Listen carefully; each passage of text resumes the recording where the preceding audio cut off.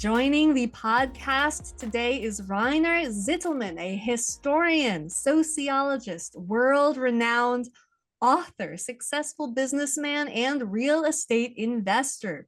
He holds PhDs, that's 2 different doctorates in both sociology and history. He has been chief editor at one of the leading publishing houses in Germany and an editor at the major German daily newspaper Die Welt, and he founded the leading PR consultancy for the German real estate industry, a business that he then sold in 2016. And he has written a total of 26 books that are successful all around the world, especially in China, India, and South Korea. Many of his past books have focused on wealth, but his newest book is about poverty. It's called How Nations Escape Poverty, Vietnam, Poland, and the Origins of Prosperity, with a foreword by George Gilder.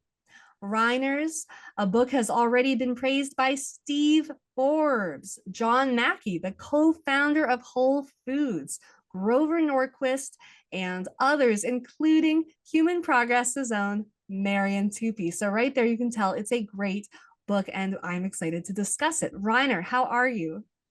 Thank you. I'm great, and I'm happy. I think it's the first interview about this book. Oh, that's exciting. All right, so we're recording this before the book comes out. Obviously, when this interview is released, the book will already be out. But tell me a bit about this book and what inspired you to write it. You've written so much, mostly about wealth, the psychology of the wealthy, and so on. Why poverty? Why this book? Yes, because during my research, I found out that there's a connection between the attitude towards rich people on the one hand and poverty on the other hand.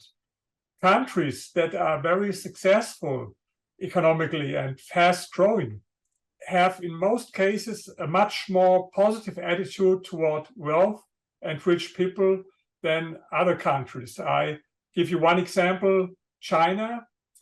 China calls themselves a socialist or communist country, but in 1981, they started with economic reforms, free market reforms, and introduced private property. And it was a huge success because the number of people living in extreme poverty in China decreased from 88% in 1981 to less than 1% today. And it started with Deng Xiaoping's slogan, let some people become rich first. So I think there's a connection between both. Then another thing, I study always the index of economic freedom from the Heritage Foundation. I think a lot of our listeners knows this index, but for those who don't know it, I call it the capitalism ranking. It's a ranking of how economically free are countries all over the world. At the top, you find countries like Singapore and Switzerland. At the bottom, North Korea, Venezuela, and Cuba. And for me, it's not so important the position of a country in the ranking, but how it changed over time. And if you analyze the time since 1995, when they started with this index, to today, you see that there is no country with comparable size that gained so much in economic freedom than Poland and Vietnam. There are some very small countries with only 3 million inhabitants. They had maybe more progress with more points, but from the big countries, Poland and Vietnam are both that are standing out. And maybe a last reason why to write the book, I have also a personal connection to this country because the women I was with for the longest time in my life, the one was from Vietnam and the other from Poland. So I have also a personal connection to this topic. So I know these countries. Fascinating. All right. So you've been to them, you've spent time there. Let's walk through the book. So the first chapter, tell me, why was Adam Smith right? What's that about? Yes, this last year, it was Adam Smith's 300th anniversary, and there were a lot of discussions about why he was important. There are also some libertarians like Rothbard who criticize Adam Smith, and in some ways they have right. They are right, and the criticism is correct. But I think where Adam Smith was right is that the best recipe against poverty is not redistribution, is not government regulation, but it is economic growth. And then the most important thing, he understood that the most important precondition for economic growth is more economic freedom.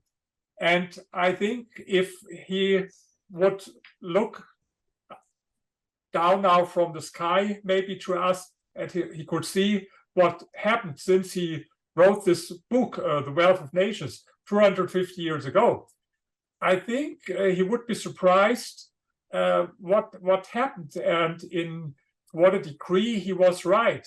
And I took this as the first chapter because Poland and Vietnam are two examples for this. These countries belong to the poorest countries in the world. Vietnam was even the poorest country in the world, 1990, poorer than all African countries. And Poland was one of the poorest countries in Europe.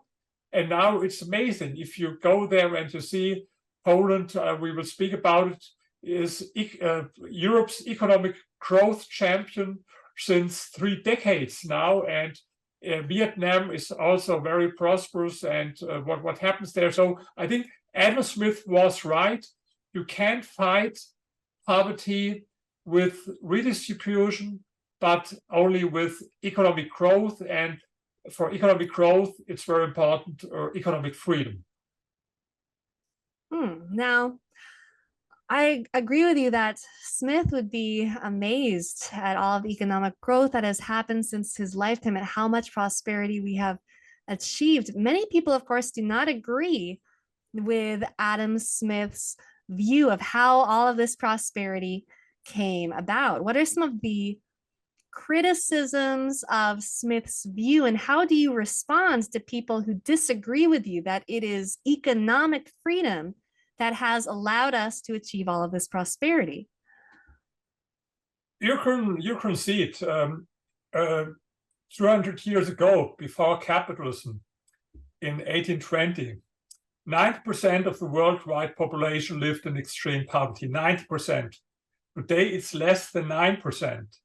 And you don't have to look so much in the past 200 years. This is what happens time and again, and this is the reason why I wrote this book, because you see, this is what always happens.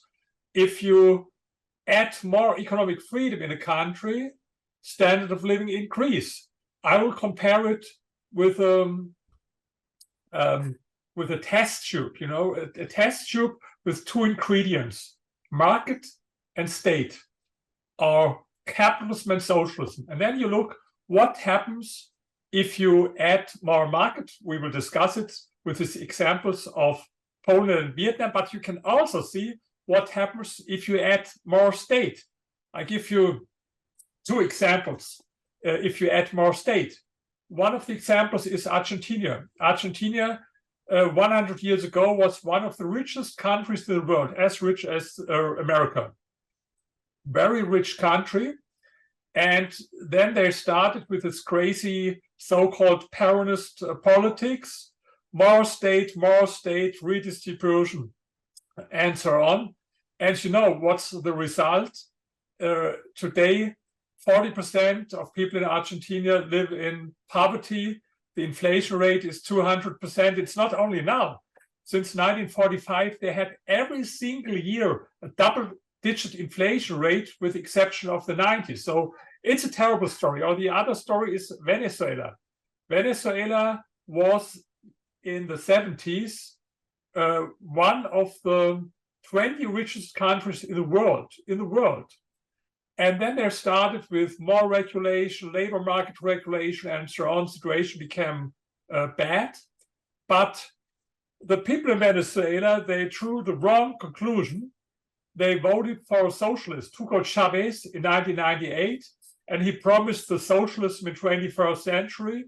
And in the first 1 or 2 years, it was not so bad because he had good luck that the oil prices increased. But then they started with all the crazy things that socialists do, nationalization, all these things.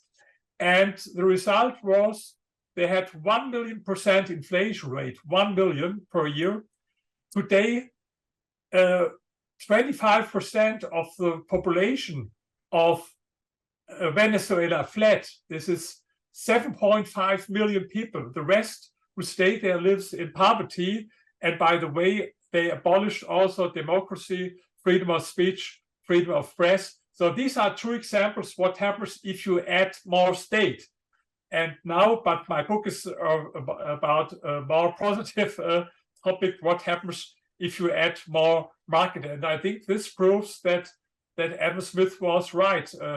Economic freedom is the most important thing for the fight against poverty. And maybe to add this, some people think Adam Smith is like, or someone like Gordon Gekko, you know, that we know from the movie Wall Street, like greed is good, and someone who's in favor of rich people. But this is not true. It's very hard to find positive sentences about rich people in Adam Smith's both books. It's even easier to find it in the writings of Karl Marx and Friedrich Engels than with Adam Smith. But you find a lot of remarks that his main concern was poverty. His topic was, how can we fight against poverty? This is the topic of my book also, and so I thought it's not a bad idea to start with the first chapter about Adam Smith. So that's a great lead into your next chapter. What helps fight poverty and what doesn't? You've spoken now about how a country that is wealthy can lose all of its wealth, but a country that is poor, what can it do to fight poverty and what doesn't work? There's a lot of people in Europe and the United States, they think redistribution is the way. So it means that the rich countries, America, United States, Europe, should give a lot of money, development aid, to poor countries, Africa, for example. But, you know, they tried it since 50, 60 years, and it didn't work. I quote a lot of scientific studies in my book that the effect was, in the best way, zero, but in a lot of cases, it made things worse. It only helped corrupt elites. The money didn't went in their pockets and not to the poor people who really need it. And so development aid did not work. I think we have to admit it. And there are so many scientific studies to prove it. And you can see, if you compare Africa on the one hand and Asia on the other hand, Africa is still very, very poor today. But in Asia, we saw a lot of progress. But Asia received not by far not so much development aid as Africa. The reason for the improvement of the situation in a lot of Asian countries was not development aid, but capitalism. I'll give you some examples. South Korea was a very, very poor country in the 60s, as poor as the poorest African countries today. And then, you know, what happened? North Korea decided for this way planned economy and socialism, and people are still very poor there in North Korea. But in South Korea, they made the decision for capitalism, and I've been there several times in South Korea, and it's amazing what you see there. I've never seen shopping centers in Europe as I've seen them in South Korea, and it's one of the leading export countries in the world. I think there's almost everyone has some devices made in South Korea, maybe a cell phone or maybe a TV or even a car. Another examples are Taiwan, of course, and Hong Kong, Singapore. I spoke about China mainland, where they call themselves socialists, but the reason why the fight against poverty was successful was not, it happened not because of the state, but in spite of the state. This is what I have a friend at Beijing University, Wang Chang, and he always repeats, our success in China was not because of the state, but in spite of the state. It was because of Deng Xiaoping's economic reforms. And we will speak about Vietnam for another example. Even in India, on the other hand, countries with a lot of state intervention and regulation, they are still poor. 4 weeks ago, I was in Nepal, the country where also the Mount Everest. I haven't been at Mount Everest, but I spoke with people in Nepal, and this is one of the 10 poorest countries in the world. And why is that? Because of too much state regulation. For example, it's not allowed to sell any product more than 20% up to the cost that you had to produce it. It's a crazy regulation. And they have high taxes. If you import cars to Nepal, for example, for BMW, it's 320% taxes. So you can buy it in Germany for 80,000, and in Nepal you have to pay 400,000 to buy the same car because of this. And it's all state regulation. The country is governed by Maoist, and they have 120 parties, and 80 of them are Marxist, Leninist, Maoist, Communist, and I don't understand it. So they should see that it doesn't work. They live in poverty. Their neighbors, India, had some economic reforms. They are better off now. I spoke about China and the other Asian countries. So Asia, a lot of Asian countries were successful, not because of development aid, but because of capitalism. And so I think, and another thing is important, we have today this woke ideology of people who blame the West and how do they call themselves, post-colonialist studies and whatever. And they always look in the past. They see the reason why they are poor, it's colonialism, it's the fault of the West or slavery and what else. But people in Vietnam, I admire them. They are much more pragmatic and realistic. They could blame America or they could blame the West because they were in war, not only with the United States, but what a lot of people don't know, Vietnam was in war with Japan, with France, with China, and with the United States. So they had a lot of wars, and they could blame the United States for their situation, but they didn't.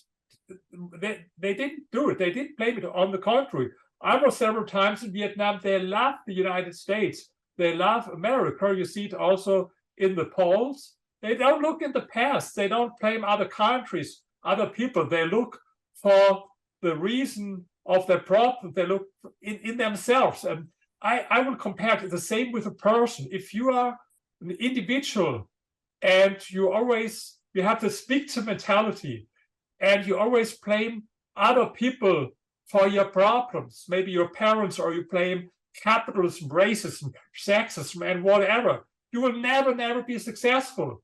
But if you take the responsibility, not only for your success, but also for your problems, for your defeat, for your failure, then you will be successful. And the same with countries. So Vietnam is a very good example for this attitude. And a lot of African countries, they always call for more development aid now with a new pretext with climate change. We should pay them a lot of money to fight against climate change. But I'm sure it will never be used for fighting climate change. It will be used to fill the pockets of corrupt elites and governments in this country. So the conclusion of my chapter 2 is development aid doesn't work, and what works is economic freedom. Right. No country has ever become rich thanks to aid. One documentary I would recommend, if anyone listening to this has not yet seen it, would be Poverty Inc. That documentary talks a lot about Haiti, also an example of a country with so much aid, more aid organizations per capita, I think, than any other giving charity, and yet it has not become wealthy. So this does not seem to be the way forward. But your book talks about these two examples in great depth of countries that were able to become wealthier. So let's get to them. So Vietnam, the rise of the dragon. Tell me about Vietnam. Yes, first of all, a lot of people don't know much about Vietnam, maybe in the United States more than here in Europe because you were in war with this country, but maybe younger people don't know. Sometimes I ask people, what do you think, how many people live in Vietnam? Maybe everyone could think now whether he has the right answer or not. And sometimes people tell me, oh, I think like 20 million, 30 million. No, it's not true. It's almost 100 million people living there. So it's bigger than any European countries.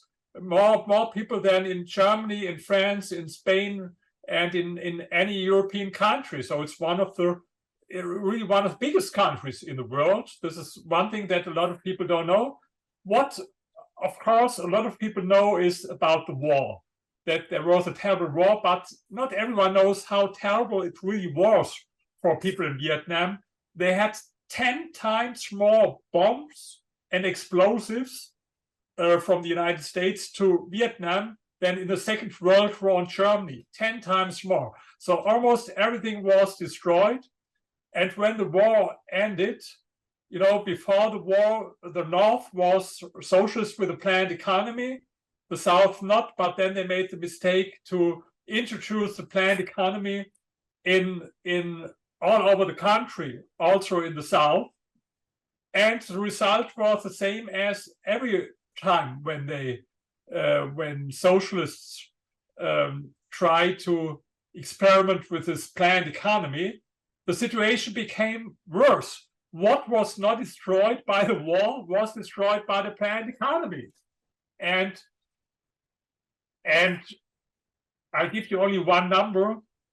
In the end of the 80s, 80% of the people in Vietnam lived in poverty, 80%. Today, it's 5%. It's amazing. And the reason why they had this positive development, the people in Vietnam are smart. They tried for a couple of years this experiment with the planned economy, but then they saw they had a lot of problems. They had 600% inflation rate. There was poverty all around the country. People had not enough to eat. And for example, if you had an apartment with 2 or 3 rooms, in one room, a lot of people had a pig because this was the only possibility to make some extra money, because what they earned, in most cases, it was only enough for 1 week, but not for 4 weeks. And so they raised the pig to have some extra. But of course, it made this noise and didn't smell well and all this stuff. So this was how they lived there. But they understood then that first they tried to make some reforms inside the socialist system. This is what happened in a lot of socialist countries, that they started with reforms inside the system, a little bit more competition, but the most important thing, the state-owned companies, they didn't change this. So the most companies were still state-owned, and so they tried it in different ways to make reforms within the system, but then they understood that it was not possible, that it failed. And in 1986, there was the 6th annual meeting of the Communist Party in Vietnam. And then they made a good decision for more economic freedom. That doesn't mean they abolished the planned economy from one day to the other, but step by step, they introduced private property, opened the economy to the world, and got rid of a lot of crazy regulations. And then step by step, standard of living increased. I have in my books a lot of numbers and statistics. I think it's too boring to have so many numbers here in the interview, and I want people to, of course, to read the book. But I have also interviews with people in Vietnam, people who lived in the socialist times, and who tell us their story, how it was and how poor they were. Even some of them had the opportunity to go to Russia or to Belarus or to East Germany. For example, the parents of my girlfriend, they lived in East Germany. They came from Hanoi, from the capital, from Vietnam. And for them, even Russia, socialist Russia, was like a paradise, because they were so extreme poor that even these countries, we in West Germany, if you compare it, East Germany and West Germany, by the way, I produced a movie. I can recommend it, Life Behind the Berlin Wall. You can see it for free on the internet. Life Behind the Berlin Wall is about East and West Germany. And then in West Germany, it was much better. But even in East Germany, it was so much better as it was in Vietnam. So people even the Communist Party understood that the planned economy doesn't work. And so they opened the economy. And what happened then is really a miracle. Of course, not from one day to the next, but over the years and now over the decades, everything changed in Vietnam. Tell me more about that transformation, because it was very dramatic. You cited at the beginning it was one of the two greatest examples of an increase, right, from the economic freedom index that you found. Tell me more about this incredible transformation. The most important thing was, before, in socialist time, it was only allowed to have maximum private 10 workers. Even this was only a little reform, but then they allowed it with no limit to hire people, and they allowed private property. This was the most important thing. They also started with privatization of state-owned enterprise, but to be honest, this is something they have a lot more to do. There are, even today, too many very ineffective state-owned enterprises in Vietnam. But the most important thing, they attracted foreign direct investments. They understood that they need capital from other countries. First, these were other Asian countries like South Korea or Japan, then later the United States and Europe. And this is also, if you compare it with Nepal, I spoke about Nepal, where I was now 4 weeks ago. They have a long list words and why is it forbidden for foreign investors to invest there? What is crazy? They would need the money, but they have a long list why it's dangerous and why it's forbidden to invest there. And in Vietnam, they did exactly the opposite. They thought about how can we make our country more attractive to foreign investors. And this was one very successful precondition. But another thing was, and I think this is very important, even before the economic reforms from the parties, there was a spontaneous process especially in rural areas where peasants introduced private property or started with the process of decollectivization. It was illegal, it was forbidden, but they had no alternative. If they wanted to survive, they couldn't accept the system. So a lot of things happened not because the government told them, but on the contrary, the government later legalized what happened before. And this is a perfect example that this is the difference between capitalism and socialism. Socialism is introduced from bottom up. You know, the government tells everyone what he has to do and will nationalize everything. Capitalism, you can't build a capitalist society with a from bottom up only. So, but it was a grassroots movement especially from peasants. What even happened before, especially this decollectivization, you know, they had this crazy collectives, all the peasants, and this didn't work before in the Soviet Union. It didn't work in China. It didn't work, but they had it also there. This was very important. And another thing, what was important, they changed the way to think. I think this is sometimes underestimated, how important is how people think, for example, about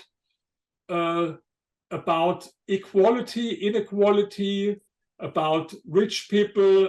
And you know, in Western countries now, in the United States and in Europe, we have a lot of leftist people who always claim how bad inequality is and how bad is the gap between the rich and the poor. And I have here some quotes from a book that was published in Vietnam from famous philosophers and sociologists.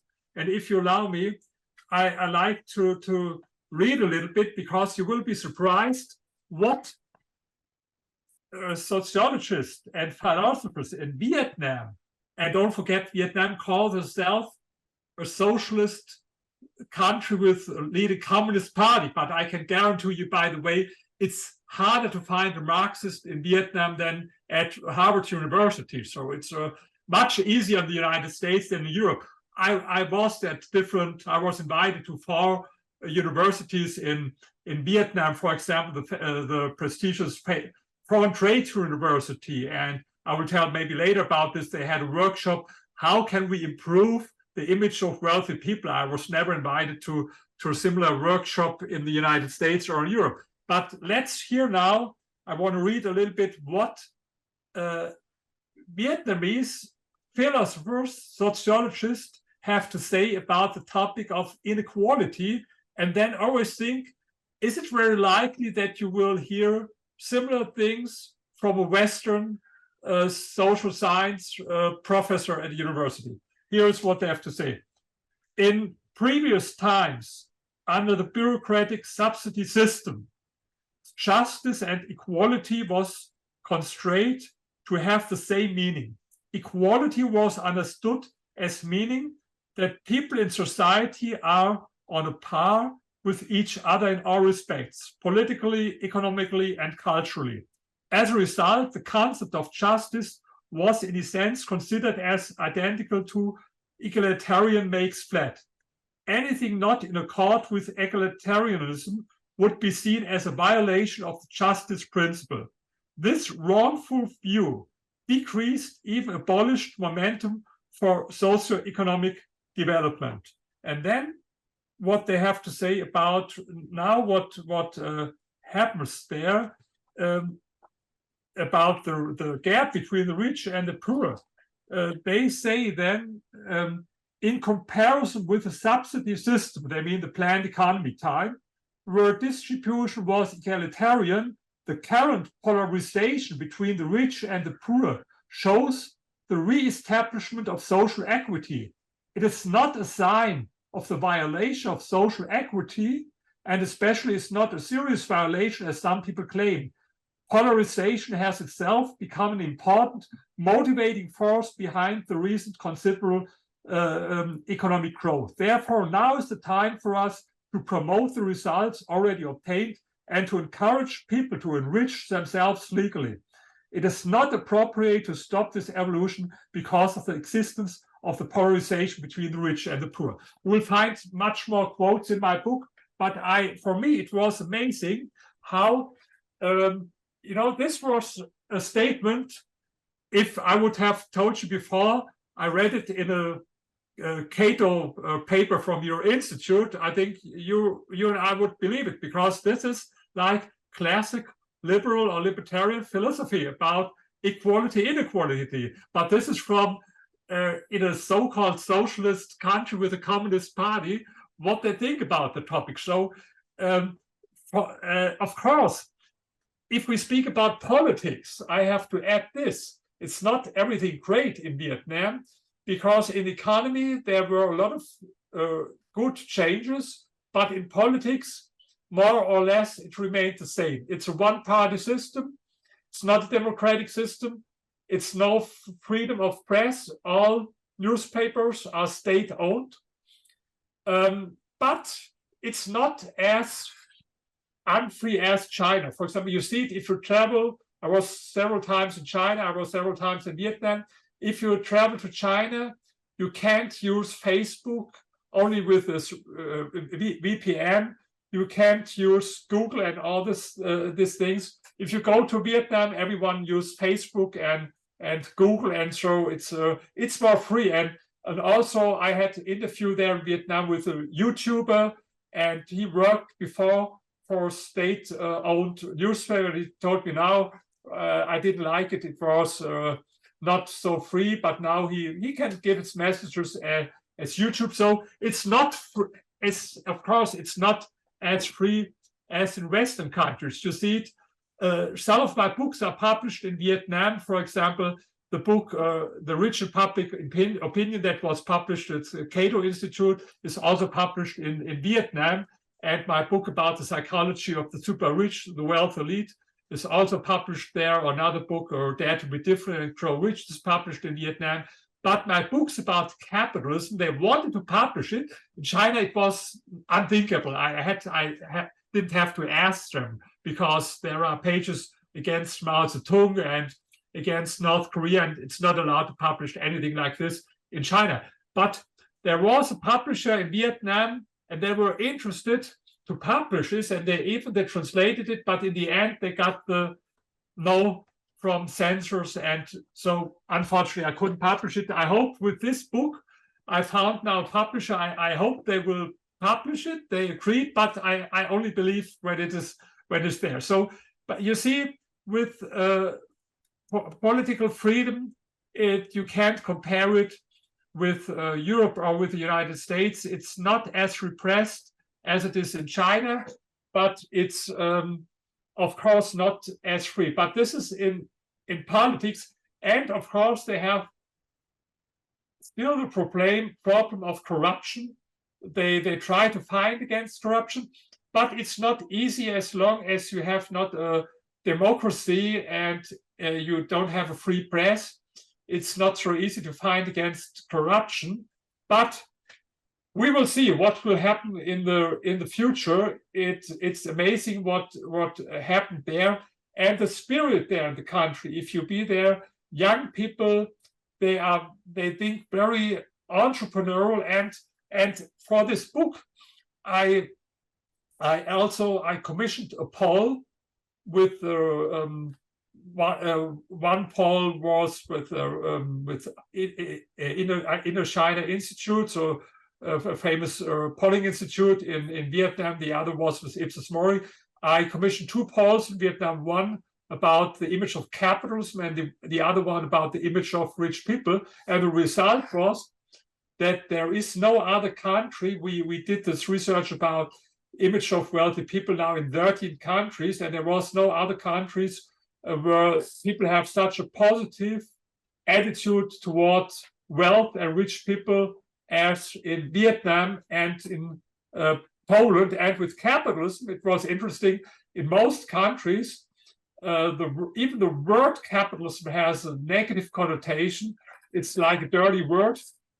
But in Vietnam, for a lot of people, capitalism has a positive connotation. And if we ask people in Vietnam, what is the economic system that you admire, at the list of the systems that they mentioned, at the bottom of the list was China and North Korea. At the top of the list were countries like Japan and South Korea. And for young people, even the United States were number 2 in the, what's their role model, what economic system they prefer. So you see, I would recommend to everyone to go to Vietnam. There are a lot of reasons to go there. I have a friend, a lawyer, who lives there now since 25 years. It's also a little bit funny. He told me the reason was because he was in Germany at a party, and he saw that there were so many beautiful girls from Vietnam, and his friend told him,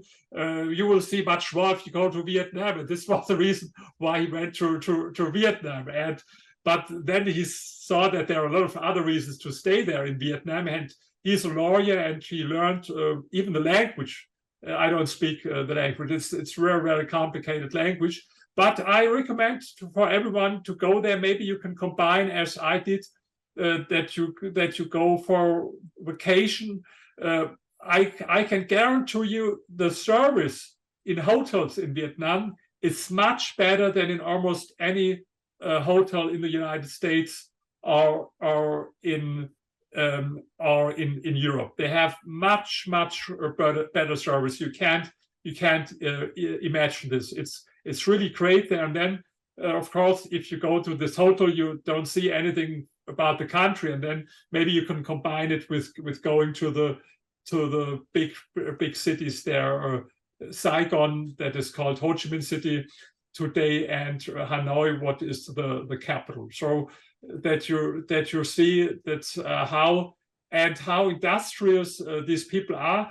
There, I think you also know this in the United States, that people with an Asian background are very often very industrious, and you see it even, I think in the United States, you have this crazy thing at some universities that they discriminate against Asian people. What I think is crazy. The only thing that should be important, your performance. And we know it from Germany. We had to research about the performance of German people and from other countries. And for example, people from Arab countries, they did not so well at school, but people from Vietnam are much better at school than people with German origin. So they are very, industrious and motivated to improve their life. It's a good experience to go there.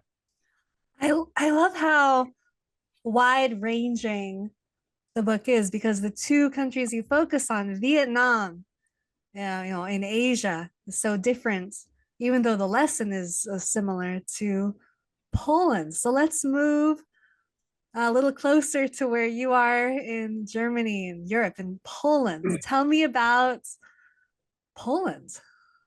Yes, Poland is our neighbor in Germany. I live here in Berlin, in the capital from Germany. And if I go there to fly there, it's the same distance as between New York City and Boston. So if I think it's like an hour or something like this. Yes, if I go there to Warsaw. And yes, Poland was so poor in socialist times. Only very few people had a telephone or had a car. And I don't speak about the 50s or the 60s. I speak about the end of the 80s. I speak about the end of the 80s, when they were so poor, when most of the people didn't have a telephone, didn't have a car or washing machine.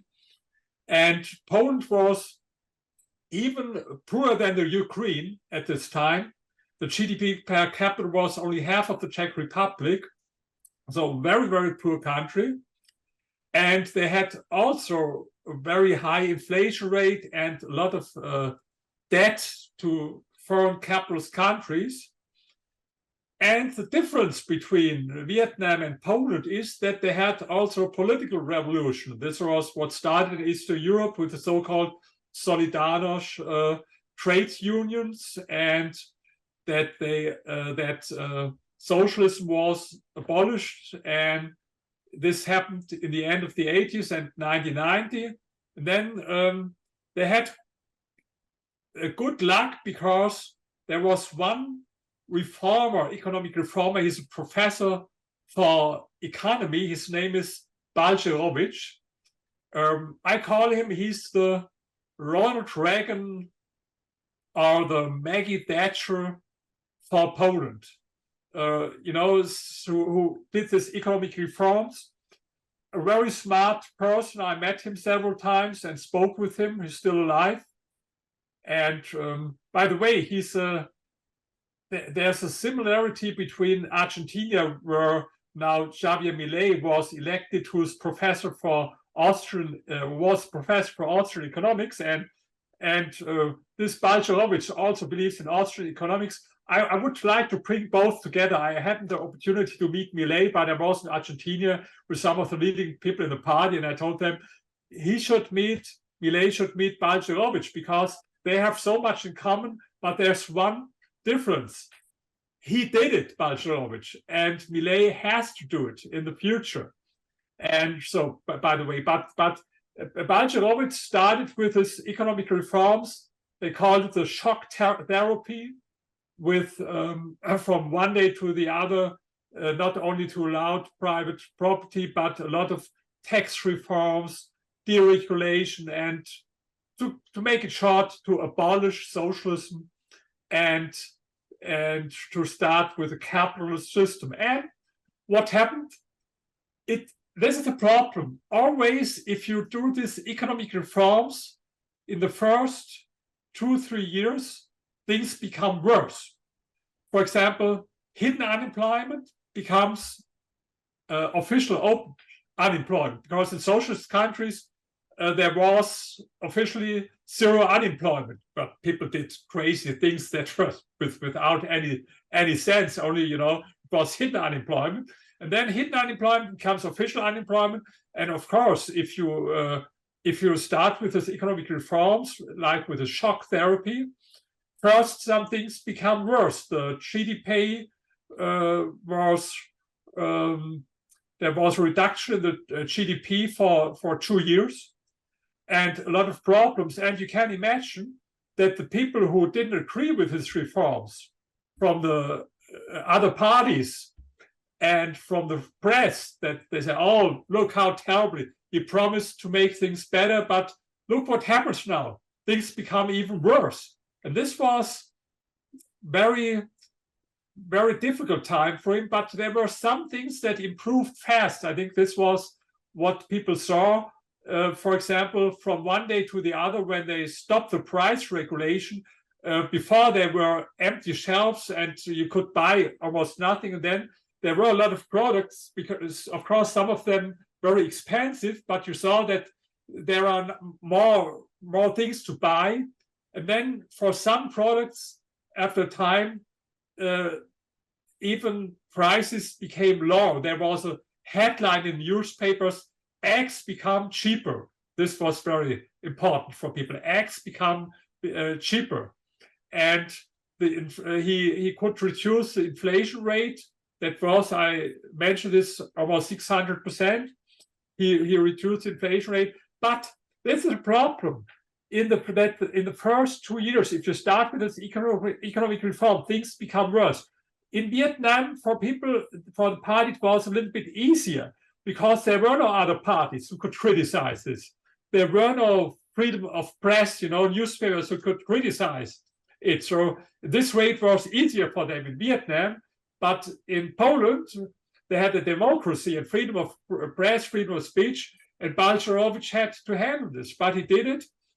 And then in the next decades, things became so much better. I quote a book very often in my book. The title is Europe's Growth Champion, and this is true. Poland is Europe's growth champion since 3 decades, but the problem is this was true until 2015, but then sometimes people forget why their country became successful, because of capitalism. And this is what happened in the United States and in Europe also. People forget what is the reason for our prosperity. It's capitalism. They forget it. And they call for more government.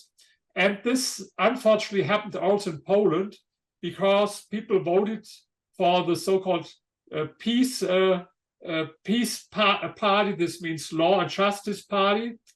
And they governed from 2015 to December 2023, so almost several months ago, this Peace Party. And they stopped privatization. Even they started to nationalize some banks. They started with redistribution programs. So in Western countries, they call the Peace Party a right-wing party and a conservative party. In a way, it's not wrong, because if it comes to topics as migration or nationalism or family values, it's very traditional or conservative, or if you want, a right-wing party. But in social and economic terms, it's a very socialist party, this Peace Party. But the good news is that now in the last elections, they voted now for the opposition. You will see what happens now. It's open for discussion. I hope they go back to the path that made Poland so successful. I hope they make some corrections for the mistakes that this Peace Party made in the last years. But this is the Polish story. And if you go to Warsaw, if you go to any other city in Poland, you see it's amazing there. If I compare it to Berlin, where I live, you can't say it's better here in Berlin than it is in Warsaw. It's even in some aspects, it's even better in Warsaw today than it is in Berlin. And the situation improved so much in Poland, and all because of this economic reforms. That's an amazing transformation once again. Do you have anything else you'd like to say about Poland that our listeners should know before we move on to your concluding thoughts? Yes, I want to add something. I commissioned the biggest poll ever done in the world about the image of the market economy and the image of capitalism. I published a book last year, In Defense of Capitalism. By the way, I'm very proud it's published in 30 countries now all over the world. And I've been in almost all of these countries. I traveled this year or in the last 2 years to 30 countries. And for this book, I commissioned this poll about the image of the market economy and the image of capitalism. And we used the same questionnaire. I did it with one of the leading polling institutes in the world, or Ipsos Mori. And the result was there's no other country in the world where people have such a positive opinion about the market economy and capitalism than Poland. The good news is the United States were number 2, but with a huge difference between old Americans who were very, very positive towards capitalism and market economy, and young people, but I think you know it better than me, where we have a lot of things to do to convince them. So, but Poland is number 1. And and then I commissioned another poll about the image of rich people, and Poland and Vietnam were the countries where people have a very positive attitude toward wealth and toward rich people. We calculated something that we call the social envy coefficient to compare how envious people are in different countries. The envious people are in France, number 1, unfortunately followed by my own country, Germany. And people in Poland are on the other, Poland and Vietnam, they are not envious against the rich. For them, rich people are role models and not scapegoats. And I think this is also a very important result from my book, that there's a connection between the attitude towards wealth and rich people on the one hand and economic progress on the other hand. If you always have hate speech against rich people, eat the rich and against the rich and so on, no society will be successful. I think we need some heroes, people maybe like Steve Jobs, or I don't know whom you like, or Larry Ellison, or Larry Page, or Sergey Brin, or Jeff Bezos. I think we need people, heroes, and they became rich because they did, they built companies that were with products or service that were liked from a lot of people, and so they became successful. And we should admire these people and see them as role models and not as scapegoats. And this is the attitude that you find in Vietnam. If someone is rich in Vietnam, people think about what can I learn from them? How can I start to become rich? Or in Poland, if they see rich people in the United States, I read it some years ago, I think 3 or 4 years ago, even they positioned a guillotine protesters in the front of the mansion of Jeff Bezos. A guillotine, the instrument they used in the French Revolution to kill people, to show what they would like to do with Amazon boss Jeff Bezos. But I think sometimes it's not a topic, but maybe I can add this. I think sometimes if there are two different people, the one people he joins a group to build this guillotine and position it in the front of the house of Jeff Bezos, and another one who orders a book about, maybe a biography about Jeff Bezos or Elon Musk on Amazon, and read it to learn something about how he became successful. And what do you guess who will be more successful in 5 years? The people who built this guillotine, or the people who start to read the biography to learn something, how to be a successful entrepreneur. So, but this is what I wanted to add. This is also that what Poland and Vietnam have in common, this positive attitude towards rich people. The way that they think, their values, their mindset, that's a really fascinating aspects to all of this. On the one hand, you've got the policy level, the economic freedom, the policies that allow people to create wealth, but they also have to believe that that is a good thing that they should try to do. Do you have... Absolutely. Sorry, but I have to agree. It's so important what you say. You use the word mindset, and sometimes you use it for individual success. You know this from motivational books. If you want to change your life, start to change your mindset. And I think it's correct. If you want to change your life, first you have to change the way you think. You have to change your mindset. But it's not only true for an individual, it's also true for a country. If you don't change your mindset, maybe the mindset of a country, it's not very likely that there are real changes, because in the end, it's all about how people think. I may be biased as someone who works for a think tank, but I do agree that thoughts and ideas can help change the world. This is why this what think tanks do is so very, very important. And the change, for example, in Reagan, I admire very much Ronald Reagan. Before it started with people like Milton Friedman and with think tanks like Cater, and the change in the UK with Maggie Thatcher. It started with Adam Smith Institute and Institute for Economic Affairs and all this. This is the most important thing. And I mentioned this. I traveled in the last 2 years to 30 countries, and in each country I spoke with people from libertarian think tanks, and even 1 year before they elected Milei in Argentina, I had this feeling, because it was due to what think tanks in Argentina did for years and years and years.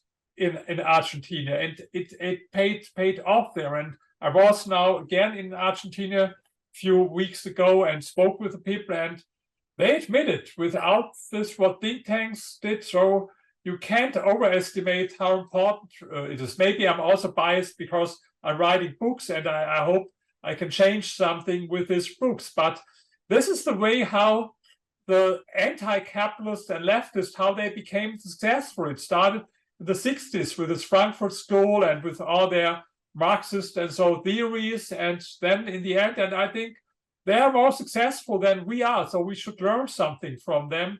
Especially they know how important is marketing and public relation, because they are able to sell their crazy ideas of socialism as something human, in spite of the fact that more than 100 million people died as a result of socialist experiments, and the situation was not improved in any country all around the world because of socialism, but because of capitalism. And why are we not able to explain people that capitalism is not only important for rich people, but especially important for poor people and poor countries? This is the message of my book.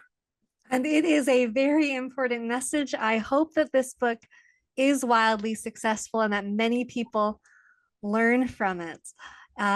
Do you have any parting words before we conclude this podcast? No, I think I should leave some place for people to read the book. I will not told so much about it, but I can guarantee you will find more facts. The book was first published in Germany, but I made a mistake. The title in Germany was The Rise of the Dragon and the White Eagle. This was the title, and the subtitle was How Nations Escape Poverty. But then I found out that almost no one understood what is the dragon. They thought about China. They didn't understand that it was about Vietnam. It was the dragon. And the more they didn't know what the white eagle. Some thought the eagle in the United States or something like this, but people didn't understand it. It was my mistake in Germany. But this is the good thing. I can learn from these mistakes for the wrong title in Germany, and now hope to make the book successful in the United States with a better title, How Nations Escape Poverty. So yes, I hope a lot of people will read it, and also please give it to your friends, not the anti-capitalist. I'm sure they don't read books like this. They prefer to read book number 35, Why Capitalism is Evil, for example, the latest book from Bernie Sanders. No, give it to people who are pro-economic freedom, to give them more facts, more examples. I think you will have now for any discussion that you will have with people who disagree, socialists or left-wingers, anti-capitalists, you will have more facts now. You can tell them, but here, what's happened in Vietnam? What happened in Poland? I will guess you didn't know it before. And now if you read the book, and the good thing, the book without footnotes, it's only something like 180 pages. So usually my books are the book I published with Cato, I think it's 500 pages, and my last book was 450 pages, and some people, why I have no time to read this for 500 pages, but no excuse for this book. It's only 180 pages without the footnotes, and so I hope you will read it and you will give it to other people. Thank you for giving me the opportunity to speak about it. Well, just more reason to read this book. Thank you again for speaking with me. Everyone, check out Rainer's book and his previous work if you have more time. It's all fantastic. Thank you once again for speaking with me. Thank you.